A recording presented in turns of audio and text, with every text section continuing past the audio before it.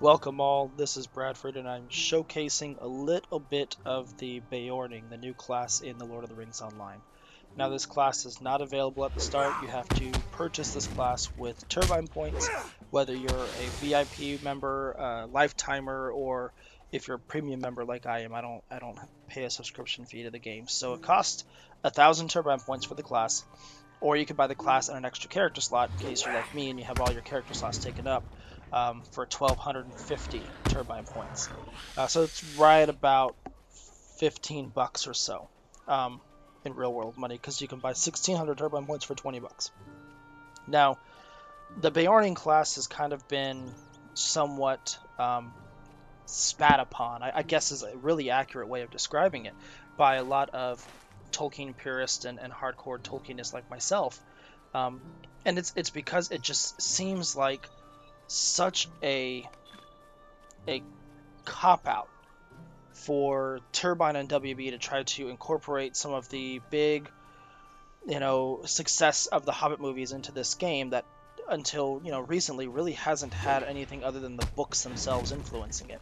Now, they're well within their rights to try to capitalize on the franchise they have the rights to, but it just, to me, it always felt like this was nothing more than just a cash grab. We're going to make this class that, you know you don't really see too much in terms of their involvement in the War of the Ring. It is mentioned, that they might be under attack when Frodo is sitting upon the high seat of in Amon Hen with the One Ring on, and he kind of sees the Vales of the Anduin on fire. Kind of, it's telling you that Sauron's forces have been attacking the Beorning's homeland. But other than that, I mean, they don't really come into play in the story. So this was kind of announced right when the Desolation of Smaug was announced. We knew Beorn was going to be in the Desolation of Smaug. So to me, it always just felt like they're trying to capitalize and cash in on the IP more than they're trying to make a, well, really what they've done Most for the afternoons you past 7 spend years without daydreaming very in many the hiccups, and sun. that's What creating is a different very today? lore-friendly game. I mean, out of all of the Lord of the Rings games out there, Lord of the Rings Online, while it does take massive creative license with some of its things, it has been the most book-friendly of all of the big, budget Lord of the Rings games. And it's partly because when the game was first um, released, they didn't have the license for the book for the movies because WB didn't own Turbine at that point. It wasn't until WB purchased Turbine that the movie stuff started to get influenced more. Um, as far as there being descendants of Beorn and there actually being Beornlings, that's not lore breaking in and of itself. As we look at the Carrock here on screen, one of the cool iconic places in The Hobbit. Um, the Beornlings were a real people. They might have been akin to the third house of the Adain during the first stage, but it's not 100% sure.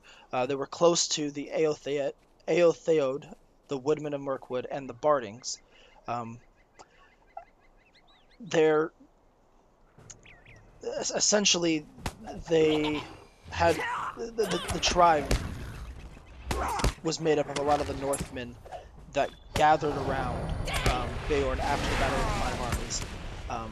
It's not necessarily known whether or not the Beornings were actual descendants of Beorn himself, because it's not known whether or not Beorn took a wife or anything like that. So, to first of all have shape-changing people and not have any clear indication that they are exactly descended from him is kind of weird. The way that they are kind of playing it in the game is that you're actually a descendant of Grim Beorn, which is Beorn's son. So you're his children, so therefore you are of the line of Beorn. Uh, One of the ways to get around that, I guess. Grim Beorn was the one who was in charge of the Beornings during the Third Age itself, during the War of the Ring, excuse me. And during his time of ruling the area that the Beornings called home, no orc or wolf dared enter the Vales of the Anduin, which is why during this quest we starting to see some goblins enter into the Vales, and everyone's confused. It's like they've never dared to come in here. before what's going on. And this is the start of the assault that we eventually see happening when Frodo is sitting upon the high seat um, in Amon Hen. Now, as far as combat mechanics, I think this is kind of interesting. They aren't using power like all the other classes in the game really use.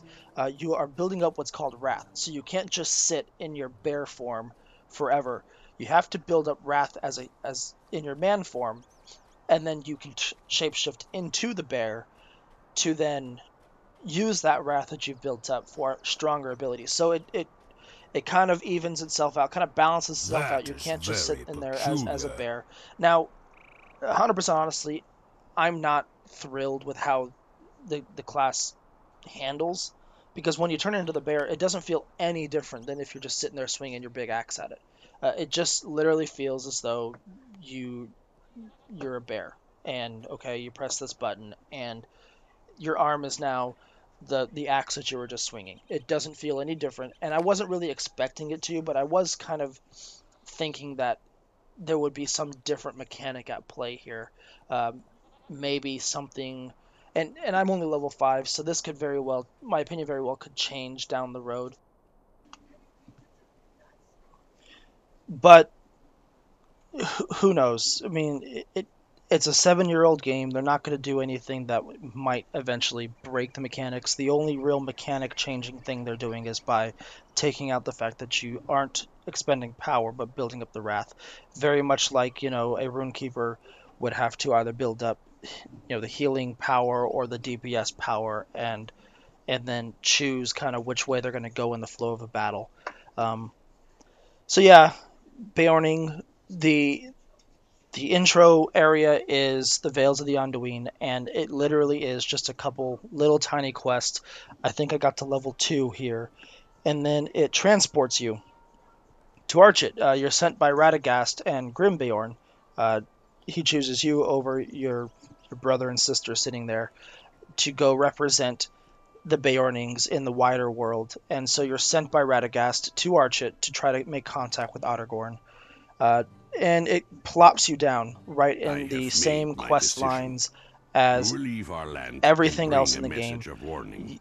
You don't, as far as I know, you don't go back to the Vales of the Anduin. Though that, again, that may be wrong, and down the road we'll see, some more stuff in regards to this area, this section of Middle Earth that is little explored in most of Tolkien's works. Good, So good, good. I'm just going to let the rest of the video play out. It's just going to be me finally getting to Archit, I guess. And one more thing, when you get to Archit, you're automatically level 5.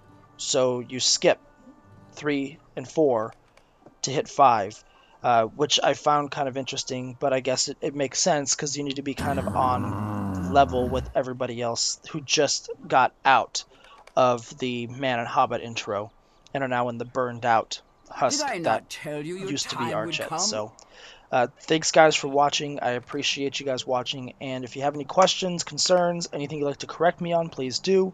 Let me know in the comments below. Like, subscribe to the video, subscribe to the channel if you don't mind, and follow me on Twitter at You will LOTRLore. need to prepare for Until the next time, journey, though, yes? guys, I appreciate you watching, and Namarie.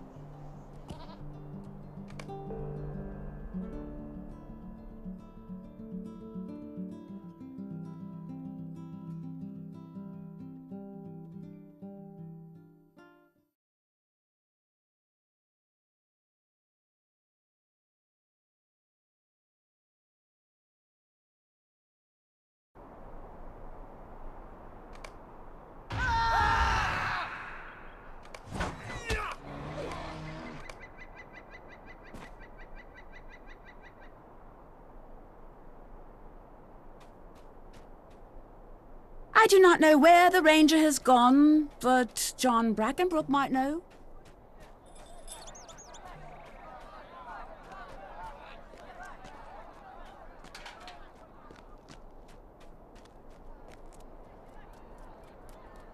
Stay a moment.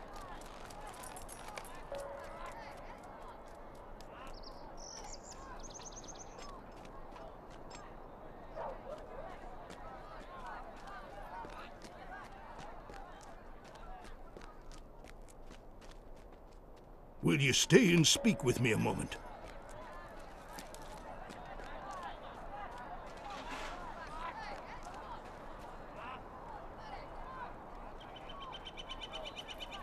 I must say, I never expected to see one of your kind in these parts.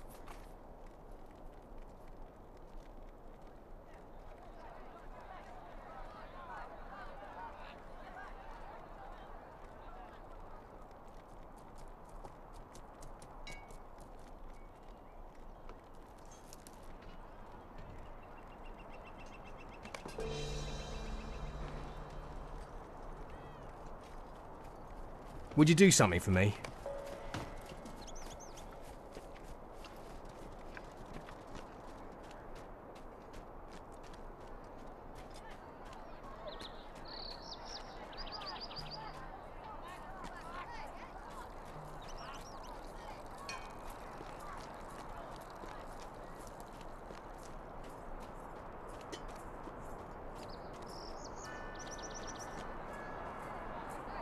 How can I be of service?